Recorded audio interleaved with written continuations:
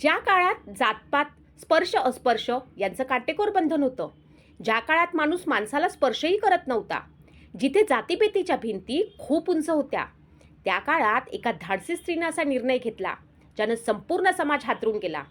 जिने शतकानुशतकं सुरू असलेल्या ह्या भिंती तोडून टाकल्या आणि तिच्या खानावळीत बसून जेवताना लोक फक्त जेवत नव्हते, या जातीपातीच्या बंधनांना त्यांनी जुगारून लावलं होतं. कारण त्या काळात एक बाई अशी होती जिनं या सगळ्या भिंतींना थेट आव्हान दिलं. ही गोष्ट आहे सखूबाईची.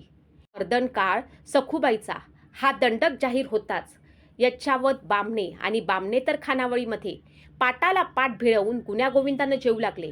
सकाळ संध्याकाळ 1500 पानं उठू लागली. हाताच्या बोटावर मोजण्या इतके काही कर्मठ ब्राह्मण सखूबाईच्या खास मेहरबानीने मुकटे नेसून एका लहानशा अंधाऱ्या खोलीत सोवळ्याने जेवत असत. त्या खोलीत सखूबाई विटाळशीची खोली असे म्हणत. मोठ्या पंक्तीत वाढणी चालत असली म्हणजे साहजिकच त्या सोवळ्या बामणांकडे वाढण्याचं दुर्लक्ष व्हायचं.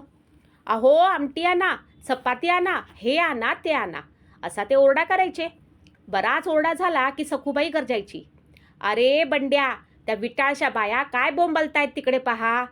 त्या सोवळ्या जेवणारांची तक्रार केली तर बाई स्पष्ट सांगायची, हे पहा, मोठ्या पंक्तीचे काम टाकून तुमच्याकडे पेशल पाहणार कोण? तुम्हाला सगळे पेशल पाहिजे तर ते मला जमणार नाही. वाढण्याच्या सोयीनं घेतलं पाहिजे तुम्हाला. चांगले मोठ्या जमातीत बसून गुण्या गोविंदानं खावं, गप्पा गोष्टी सांगाव्या. ते बसता कशाला त्या अंधाऱ्या खोलगटात सुतक्यासारखे. सखूबाईचे उदाहरण पाहून मागाहून गिरगावात आणखी 3-4 ब्राह्मण विद्वांनी खानावळीचा उपक्रम केला आणि तो अगदी सखूबाईच्या शिस्तीनं चालवला. झावबाच्या वाडीतली भीमाबाई आणि मुगमाटातली चंद्रभागाबाई यांच्या खानावळी सारख्या जोरात चालत असत. दरमहा ₹7 आणि 7.5 असे 2च भाव असत. 7वाल्यांना ताक आणि 7.5वाल्यांना दूध दही एवढाच फरक. बाकी सगळी व्यवस्था सारखी. त्यात प्रपंच नाही. रविवारी काहीतरी पेशल बेत असायचा, तो मंडळींना विचारून ठरायचा.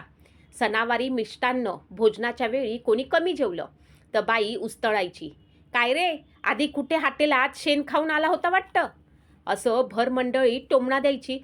प्रत्येक आसामीला दरमहा 4 पावणे फुकट. मग ते पेशल बेताला अथवा सणावारीला आणले तरी तक्रार नाही.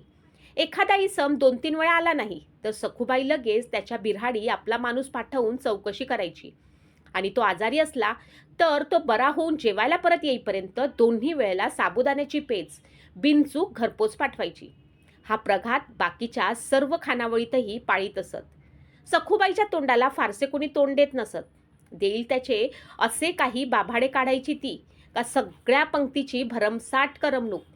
तिचा तोंडपट्टा चालला असता मध्येच कोणी काही बोलला तर एक पेटंट वाक्य असायचं, चूप, मध्ये मला एंटरपेंट करू नकोस.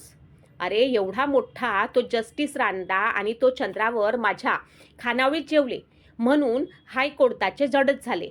समजलास? एकदाचे 2 महिन्याचे बिल थकले तो लोकाकाजेसव खानावळीत येण्याचे टाळू लागला तर बाई त्याला मुद्दाम बोलावून आणायची आणि हात धरून जेवायला घालायची. मग सगळ्या पंक्तीत त्याची कानउघाडणी करायची. अरे मुंबईची नोकरी म्हणजे आळवावरचं पाणी, आज गेली तर उद्या मिळेल दुसरी.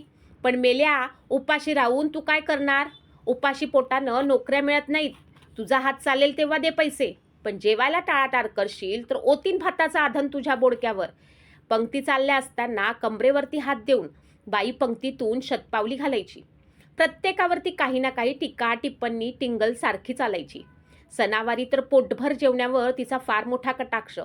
मधून मधून एका रांगेनं 4-5 बावणे सारखे बसलेले पाहिले का मग सोवळ्यावरती सखूबाईचे टिंगल पुराण असे काही बेफाम चालायचे का पुढच्या खेपेला ते सारे बामण पंगत मोडून सरमिसळ बसायचे.